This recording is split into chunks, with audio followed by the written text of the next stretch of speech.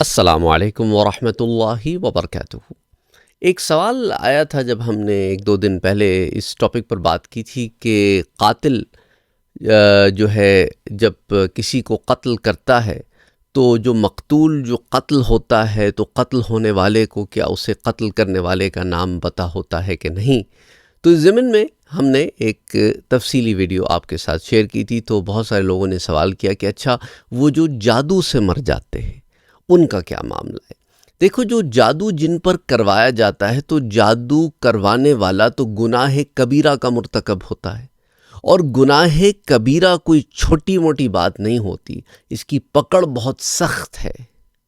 اور اس جادو کے کروانے سے اگر کوئی انسان مر جائے، کیونکہ ایسی ہے نا کہ وہ اس کے اثرات ہوتے ہیں اور اس سے موت بھی واقع ہو سکتی ہے، اور اس کے اوپر بڑی تفصیل سے ہم پہلے بات کر چکے ہیں۔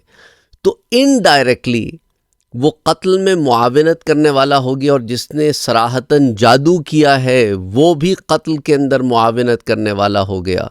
تو اب انہوں نے گناہ کبیرہ یہ بھی کیا کہ انہوں نے ایک تو جادو کیا، دوسرا گناہ کبیرہ انہوں نے یہ کیا کہ انہوں نے ایک شخص کی جان لی۔ اور جو شخص یوں مظلوماً فوت ہو گیا تو چونکہ اس کو ایک طور پہ آپ سمجھ لیں کہ وہ جو ہے ہی واز انوسنٹ، اور اس کو مارا گیا، تو وہی اس میں معاملہ ہوگا جیسے کسی گھر میں ڈاکو گھس آئیں اور وہ کسی شخص کو مار دیں اور لوٹنے کے لیے، تو اب وہ شخص کا کیا حکم ہوگا؟ وہ شہید ہوگا، شہید حکمی ہوگا۔ تو یہ شخص بھی ایسا ہے کہ یہ قتل کیا گیا ہے نا معصوماً، تو یہ بھی اسی زمرے میں آئے گا، کیونکہ اس کو بھی انہوں نے قتل کیا ہے کسی نہ کسی طریقے سے۔ تو اینی وے، اللہ سبحانہ و تعالی جو ہے وہ ایسے لوگوں کو، ان کا شہید حقیقی والا تو معاملہ نہیں ہوتا قبر میں، لیکن حشر میں ان لوگوں کو وہ رتبہ ملے گا۔ لیکن دوسری طرف یہ بھی یاد رکھیں کہ اگر انہوں نے کوئی دوسرے گناہ بھی کیے ہوں تو پھر اس کے مطابق ان کا فیصلہ ہوگا۔ مثال کے طور پہ بعض لوگوں نے حقوق العباد ادا نہیں کیے ہوتے، تو حقوق العباد کا معاملہ بڑا سخت ہے، اس میں پکڑ ہو سکتی ہے۔ لیکن یہی بات ہے، جو سوال آیا تھا اس کا میں نے یہاں جواب دیا ہے کہ اچھا پھر لوگ کہتے ہیں بچوں سے متعلق کہ بچوں کی جو ارواح اس کے اوپر بڑی تفصیل سے نابالغ بچوں کا معاملہ موجود۔ دیکھو، روح نکلنے کا پروسیس ارسپیکٹیو آف ایج سملر ہوتا ہے، سیم نہیں کہا میں نے، سملر کہا ہے کہ آف کورس جو ہے مومن کی روح اور کافر کی روح ایک طریقے سے تو نہیں نکلتی، نہ گناہ گار کی روح اور مومن مسلمان کی روح ایک طریقے سے نکلتی ہے۔ تو بچوں کا معاملہ کوئی ایسا خاص جداگانہ نہیں ہے، لیکن اگین یہ وہ باتیں ہیں جن کا تعلق ہمارے جسمانی معاملے سے نہیں بلکہ روحانی معاملے سے ہے۔ تو روح کا نکلنا ایک پروسیس ہے جو آسان پروسیس نہیں ہے، لیکن مومنین کے لیے آسان کر دیا جاتا ہے۔ اسی طرح نابالغ بچے ہیں ان کو بھی آسان، لیکن وہ آسانی بھی کوئی اتنی آسانی جسے آپ سمجھنا، وہ ہم اپنے لحاظ سے آسانی دیکھ رہے ہوتے ہیں، ہمارے لیے آسان کیا ہے، اور ہم آسانی سمجھ رہے ہوتے ہیں جسمانی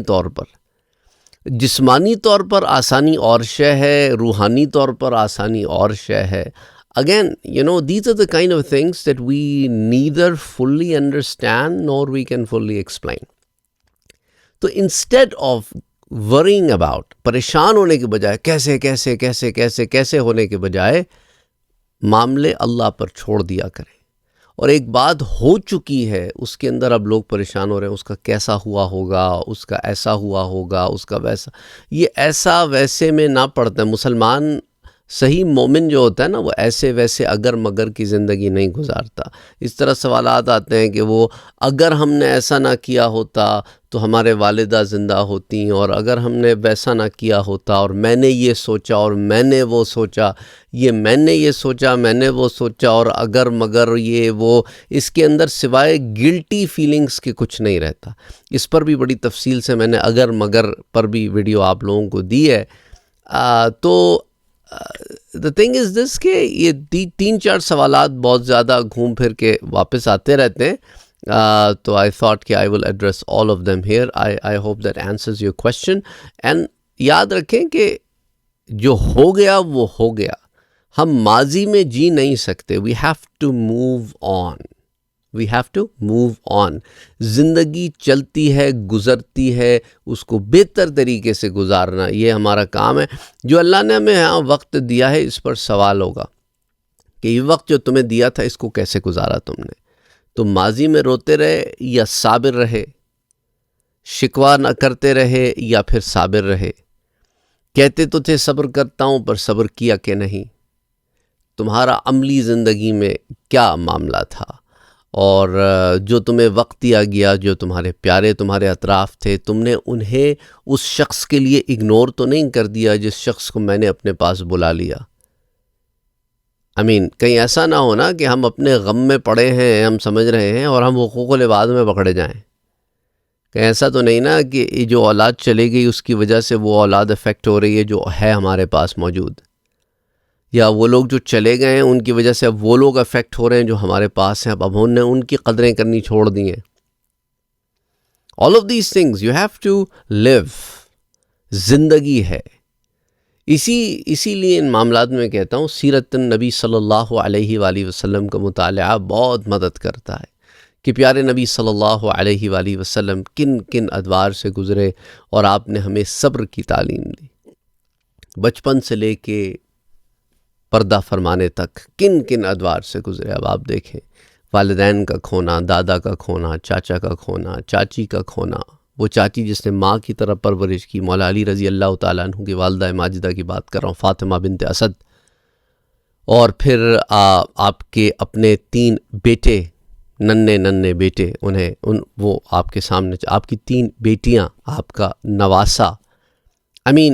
so many کلوز ریلیٹیوز. آپ کے چچا حضرت حمزہ رضی اللہ تعالیٰ عنہ کی شہادت وہ بھی کسی کے سامنے چھپی نہیں ہے، کن حال میں، کن ماحول میں، کن حالات میں ہوئی ہے اور کیسے ہوئی ہے.